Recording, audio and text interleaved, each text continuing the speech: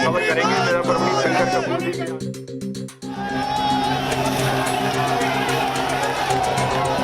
उन्हें भी इस्तीफा देना पड़ा। जयललिता जी जब गिरफ्तार हुई थी उन्हें भी इस्तीफा देना पड़ा। और अभी हाल ही फिलहाल में करनी पड़ गई।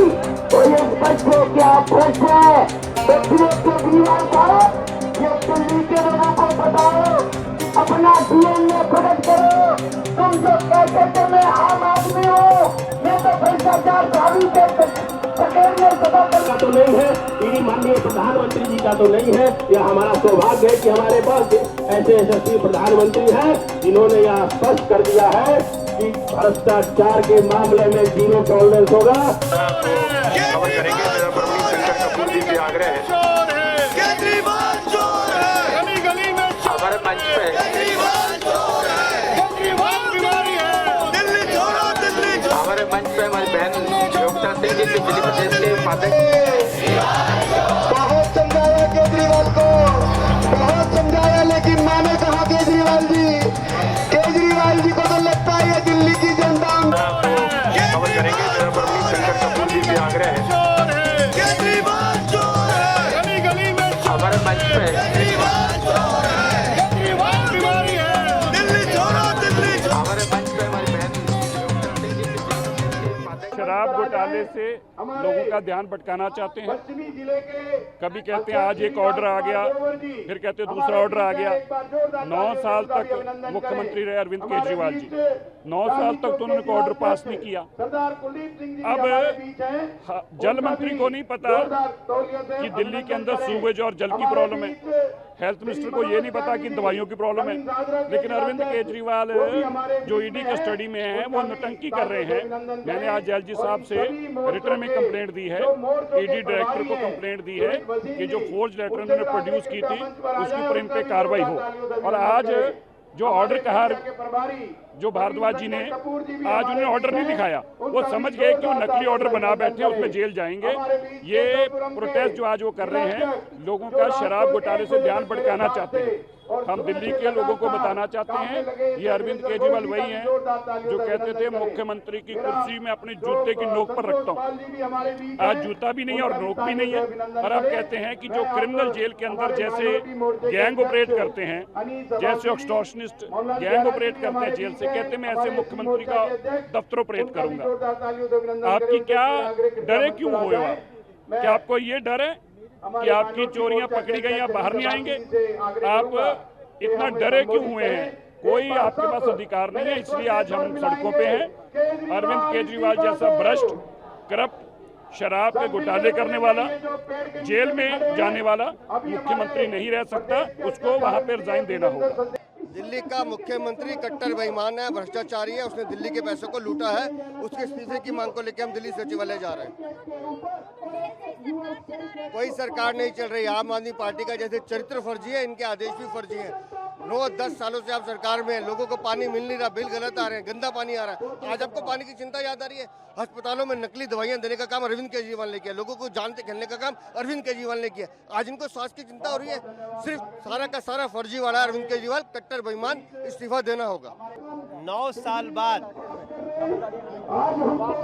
जेल के गिरफ्त में आया हुआ अरविंद केजरीवाल अब उनको याद आ रहा है कि हाँ, हम दिल्ली को पानी और सीवर नहीं दे पाए।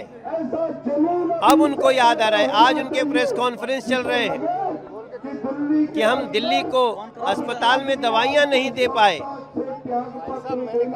आज उन्होंने अपने तरफ से आज ये स्वीकार कर लिया कि दिल्ली की दुर्दशा उन्होंने पिछले 9-10 साल में कर दी है और दिल्ली की जनता आज सड़कों पे है। इस दिल्ली की जनता का यही मांग है कि अरविंद केजरीवाल इस्तीफा दो।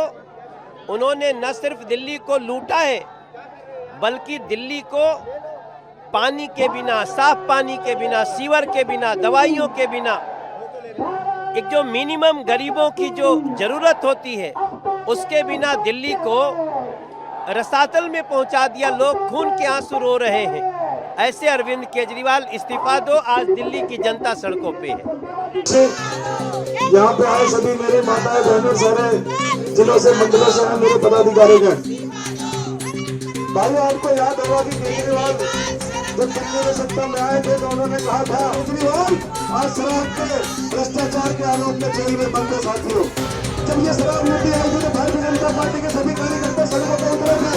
उन्होंने कहा था ये गलत है केजरीवाल जी, ये नीति को वापस ले लो। भारतीय जनता पार्टी का हर एक कार्यकर्ता सड़कों पर उतरा क्योंकि सबको मालूम था ये नीति बहुत गलत है। इसलिए केजरीवाल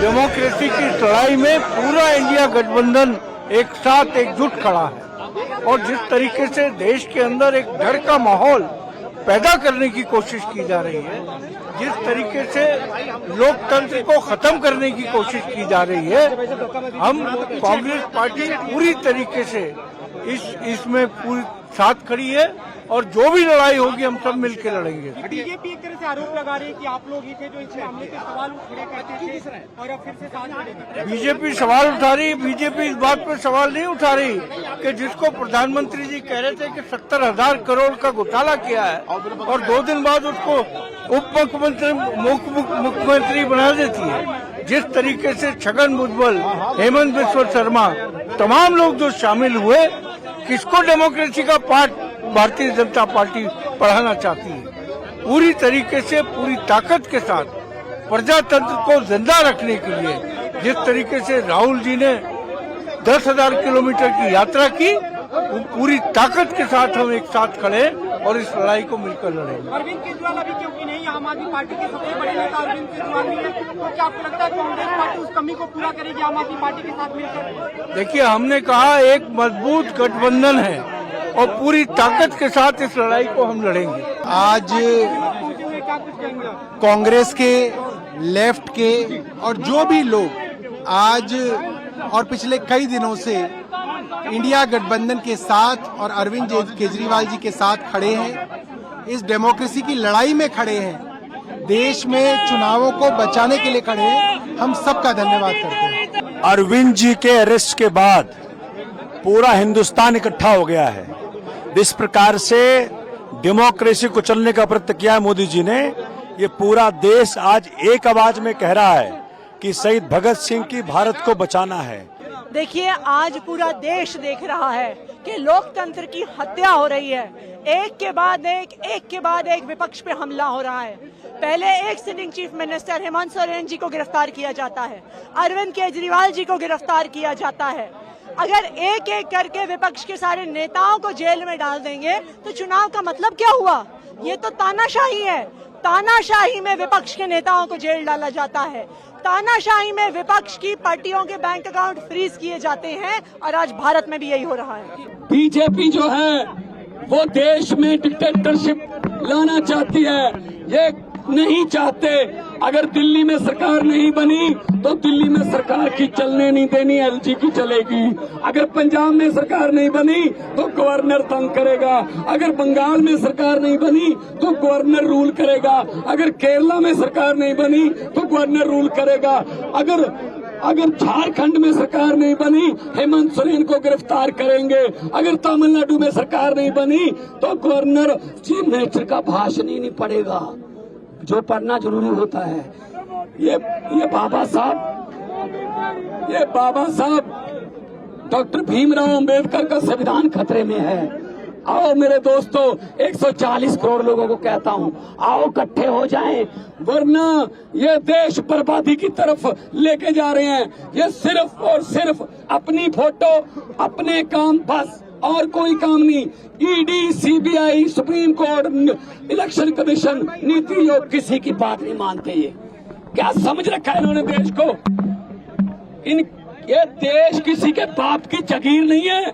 मेरे देशवासियों, आओ, देश को बचाने के लिए हमें बाहर निकलना पड़ा था। पहले लड़े थे गोरों से,